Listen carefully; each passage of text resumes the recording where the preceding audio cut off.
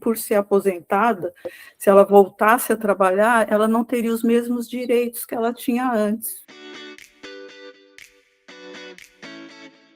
Olá, pessoal. Hoje nós estamos com a doutora Márcia.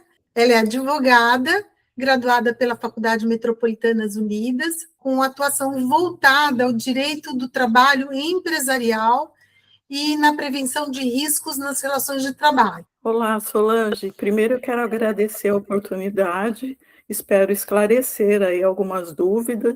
Então, doutora Márcia, eu queria saber, o atual marco legal brasileiro, ele protege adequadamente, na sua visão, o direito ao trabalho da pessoa idosa ou ainda existem lacunas nessa legislação? Eu acredito que a discriminação no Brasil, ela vai além do que a questão da empregabilidade. Você discriminar uma pessoa, seja, no caso, pela idade, é um crime, e esse crime está previsto no Estatuto do Idoso.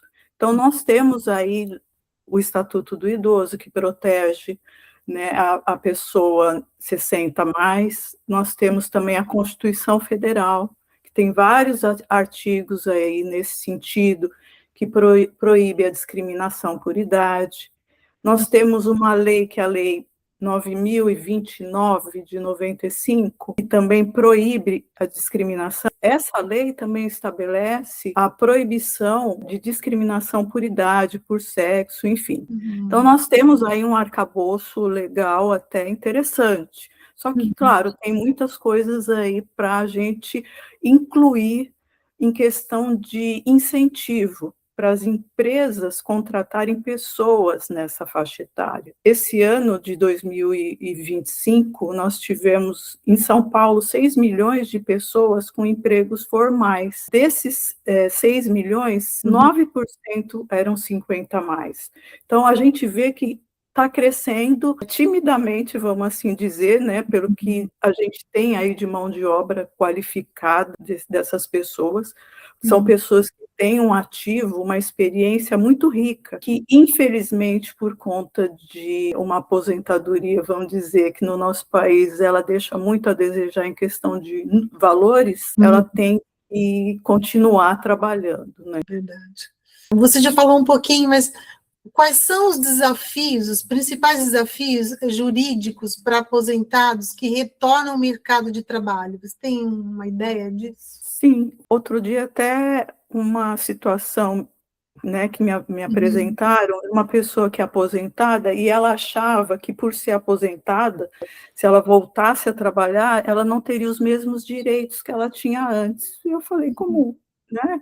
Como assim? Você tem os mesmos direitos, ou seja, quando o aposentado volta ao mercado com a carteira assinada, ele mantém praticamente todos os direitos trabalhistas. Então, férias, 13º, fundo de garantia, isso tudo é garantido por lei. Mas o ponto que eu acho que gera mais revolta é a contribuição previdenciária, é o desconto do INSS sobre o salário, que é o mesmo de uma pessoa que começou ontem. Eu acho que deveria, sim, haver algum incentivo para uma mudança legal, propondo uma alíquota menor. Como a gente tem agora, né, a questão do imposto de renda, até R$ 5.000 é isento.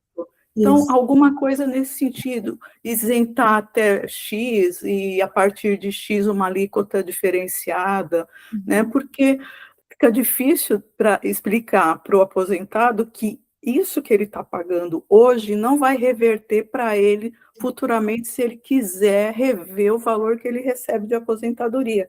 Pela lei brasileira, não existe, tá?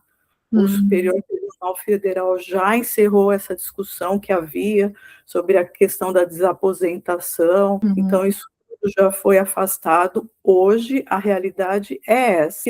A nossa lei previdenciária, ela tem como princípio, o princípio legal da solidariedade. O ativo, o funcionário ativo, o empregado ativo, ele paga a aposentadoria daquela pessoa que está inativa. Então, o aposentado voltando, aquele valor que é recolhido dele vai servir para pagar a aposentadoria de quem vai se aposentar também. Então, assim, é uma mão lavando outra. Seria interessante rever aí essa alíquota, enfim, o período, né, de recolhimento.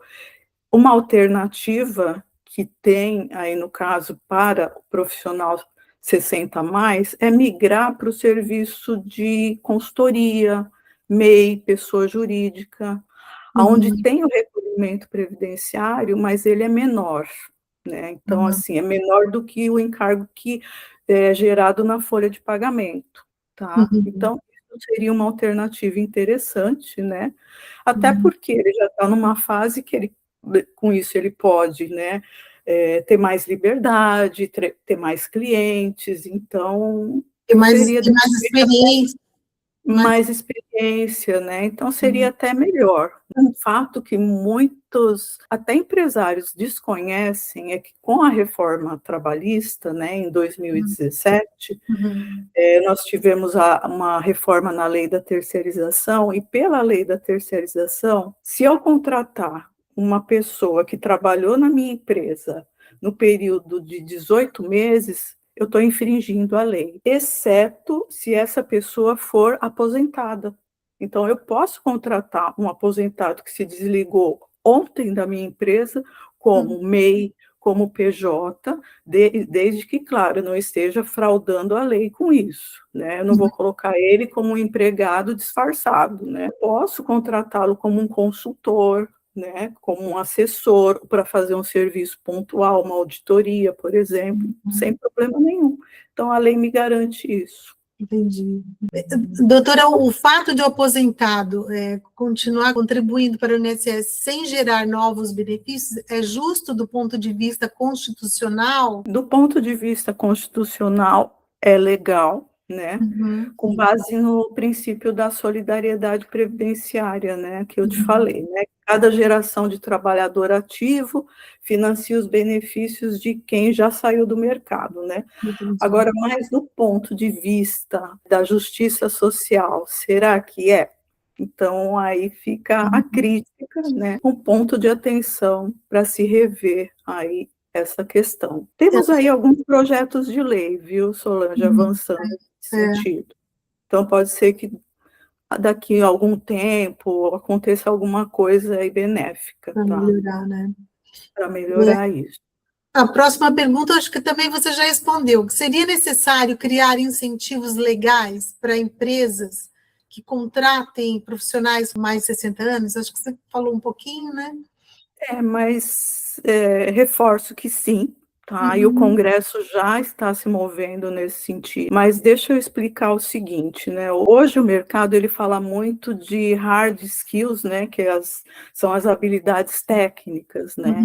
Uhum. A Uhum. formação, o curso da faculdade ou o curso técnico, enfim, e as soft skills, que Uhum. são aquelas habilidades humanas, de liderança, inteligência emocional. Quando nós olhamos os profissionais com mais de 60 anos, né, nós percebemos neles essas habilidades humanas muito mais desenvolvidas do que aquela faixa etária, né, menor. Por quê? Porque são décadas de experiência que formaram aí algo que não tem curso, muitas vezes, nem certificado, né? Uhum. E as empresas que enxergaram isso, elas já adotaram no ambiente delas de trabalho a mentoria reversa. O que é a mentoria reversa? Uhum. Os mais jovens ensinam tecnologia para os mais experientes e os mais experientes ensinam estratégia, negócio, gestão de pessoas. Então, isso é uma troca dentro das corporações que funciona e muito, tá? Legal. E o Congresso, o que ele está fazendo sobre isso, né? A gente tem projetos de lei, tem um de 2019, eu não Uhum. recordo agora, que ele fala do incentivo fiscal direto na folha de pagamento. Uhum. Então, o que estabelece aí? O que tem ali nesse projeto? Ele está aguardando votação na Câmara. Ele permite que o empregador deduza da contribuição patronal sobre a folha de pagamento o valor de um salário mínimo para cada semestre de contrato vigente com um empregado de 60 anos ou mais. com duração de 5 anos, tá? Então, isso já é um incentivo financeiro concreto, está previsto nesse projeto, e se der certo, vai ser muito benéfico para as empresas e para o profissional também, que vai super poder incentivo, ser absorvido, né? É. Então, a gente tem aí esse projeto de lei, e tem outros, né? Tem também um programa nacional de empreendedorismo dos 60 mais, que é uma proposta que está na Câmara e que cria um programa nacional direcionado a MEIs e microempresas abertas por pessoas 60 mais, né? Ampliando o acesso a crédito facilitado, proibindo qualquer discriminação por idade na concessão de empréstimo, enfim. Então, isso também abre mais uma porta, né? E é muito interessante isso. Super interessante essas coisas, e a gente às vezes nem fica sabendo, né, de que isso está acontecendo e tudo. Então, Porque há que se pensar mesmo, né, nessa direção, porque a gente não tem como voltar atrás, a gente está num país que está envelhecendo super rápido, né, rapidamente, e tem que ser feito alguma coisa, né? Agora, uma parte que eu queria colocar também, Solange, é que eu acho que a gente tem uma exigência no mercado hoje, que é a atualização digital, né? Então, é muito importante que o profissional se atualize digitalmente, mas assim, ele não precisa ser um expert, né? Ele não precisa ser um Bill Gates, mas ele precisa saber participar de uma reunião online, fazer uma comunicação virtual, utilizar ferramentas de gestão, né?